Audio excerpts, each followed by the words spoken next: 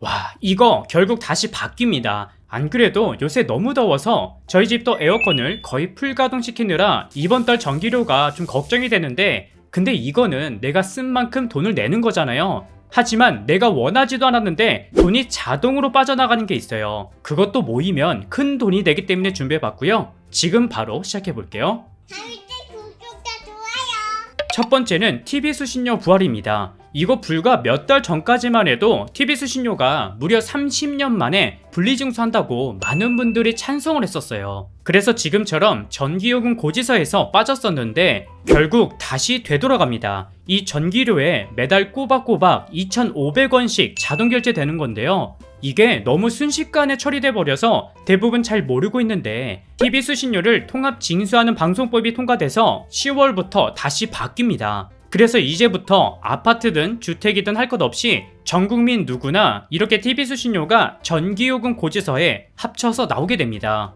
게다가 이 TV 수신료가 공영방송을 보지 않아도 TV가 있다는 이유로 무조건 내야 된다는 부분에 대해서 많은 분들이 아직도 반발을 하고 있는 상황인데요. 근데 다시 통합 징수로 변경되기 때문에 지금 TV를 안 봐서 수신료를 안 내고 계신 분들이나 앞으로 TV를 볼 생각이 없는 분들은 꼭 확인해 보세요. 이게 매달 2,500원씩 1년에 3만원 돈 내는 건데 나도 모르게 계속 빠져나갈 수 있기 때문이에요. 게다가 개인이 따로 가입해서 이용하고 있는 경우도 많기 때문에 중복으로 지불하는 경우가 많다고 합니다. 그러니까 만약 집에 TV가 없는 분들 또는 인터넷으로 대형 모니터를 통해서 TV를 보시는 분들은 반드시 확인해서 해지하는 게 좋습니다. 해지하는 방법은 한전고객센터 123번이나 KBS 1588-1801번에 연락하거나 또는 아파트의 경우는 관리사무소에 전화해서 신청서 작성 후 해지할 수 있으니까 TV가 없는 분들은 꼭 신청하세요. 둘째, 장기수선 충당금입니다. 최근 10년 안에 한 번이라도 이사하신 분들이면 무조건 확인하세요. 이거 저도 평소 알고 있었는데 막상 이사할 때 정신이 없어서 챙기질 못했는데요. 먼저 여러분들이 매월 받는 관리비 고지서를 보면 관리비, 청소비, 소독비 등등 여러 항목들이 나오죠. 근데 여기 중앙에 장기수선 충당금이라고 보일 거예요. 이거는 현재 아파트나 오피스텔, 원룸에 거주하는 분들에게만 보이는 항목인데요. 장기수선 충당금이 뭐냐면 아파트나 오피스텔의 경우는 건물 노후에 대비해서 오래된 외벽 도색이나 배관 수리, 승강비 보수에 쓸 비용을 매달 관리비로 장기간 쌓아놓는 금액이라고 보시면 돼요. 근데 이 장기수선 충당금은 주택의 소유자, 그러니까 원래는 집주인이 부담해야 되는 돈인데 월세나 전세에 사는 분들이 그 집에 거주하고 있다는 이유로 매달 내고 있는 금액이거든요. 이 금액은 따로 뺄 수도 없어요. 그래서 나중에 임대차 계약이 끝났을 때, 즉 이사를 갈 때 그동안 내가 냈던 충당금을 모두 되돌려 받을 수 있습니다.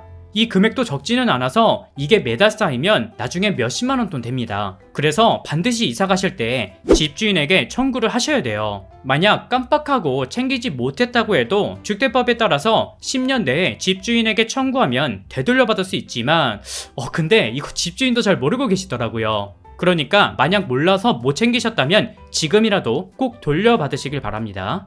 셋째, 최근 은행이 점점 없어지고 있다는 말 많이 들어보셨죠? 이때 알고 계시면 도움되는 게 있습니다. 바로 ATM 수수료인데요. 우리가 갑자기 현금이 필요해서 ATM 기계에서 돈을 만원, 2만원 이렇게 뽑으려고 보면 금액과 상관없이 수수료 1,100원이 붙게 되죠. 근데 생각해보면 이 돈이 아까울 때가 있습니다. 물론 근처에 내가 자주 이용하는 은행 ATM 기기가 있으면 다행이지만 보통 급할 때 보면 주변에 편의점밖에 없을 때가 많은데요. 이때 이것만 알면 수수료가 무료입니다. 바로 편의점별로 수수료가 무료인 곳이 따로 있어요. 먼저 GS25시 편의점의 경우는 보시는 것처럼 국민은행, 신한은행, 우리은행 등 이런 곳과 제휴를 맺고 있어서 여기서 현금을 인출할 때는 수수료가 무료입니다. 그리고 CU 편의점과 세븐일레븐 편의점의 경우도 보시는 은행과 각각 제휴를 맺고 있어서 내가 인출하려는 카드사의 은행을 보고 수수료 무료인 편의점을 찾아가면 아까운 돈을 아낄 수 있습니다. 하지만 24시간 무료는 아닌데요. 은행 영업시간 외에는 일부 수수료가 발생할 수 있으니까 이 점 확인하고 이용하면 좋을 것 같습니다.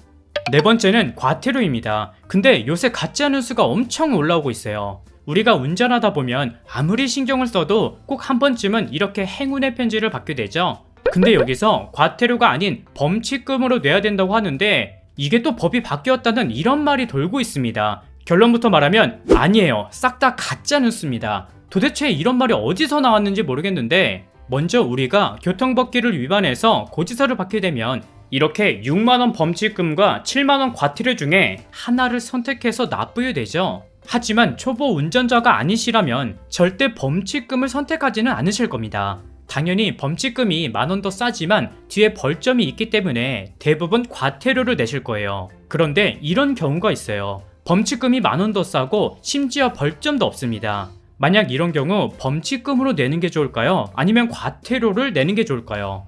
결론부터 말하면 범칙금은 쳐다도 보지 마세요. 먼저 과태료는 신호 과속 무인 카메라에 단속되었을 때 납부하는 고지서고 범칙금은 형사나 경찰에게 현장에서 적발됐을 때 납부하는 방식이에요. 근데 문제는 이거예요.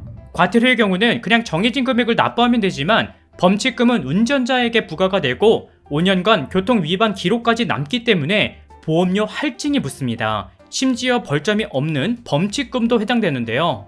먼저 사진을 보면 우리가 흔히 실수하는 위반이 신호 위반과 속도 위반인데 2회에서 3회를 위반할 경우 5%의 보험료 할증이 붙게 되는데 한 번 위반했다고 할증은 붙지 않고 2회부터 많게는 4회를 위반할 경우 최대 15%의 보험료 할증이 붙게 됩니다. 보험사에선 이걸 토대로 할증을 하는 시스템이기 때문에 웬만하면 그냥 과태료로 내는 게 좋습니다. 진짜 이거 모르면 만원 아끼려다가 매년 2배, 3배 이상의 보험료를 내야 될 수도 있으니까 꼭 기억해 주세요.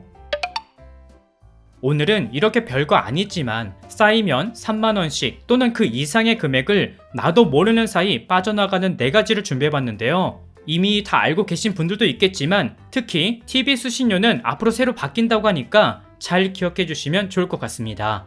오늘은 여기까지 준비했고요. 저는 다음 영상에서 다시 인사드릴게요. 시청해 주셔서 감사합니다.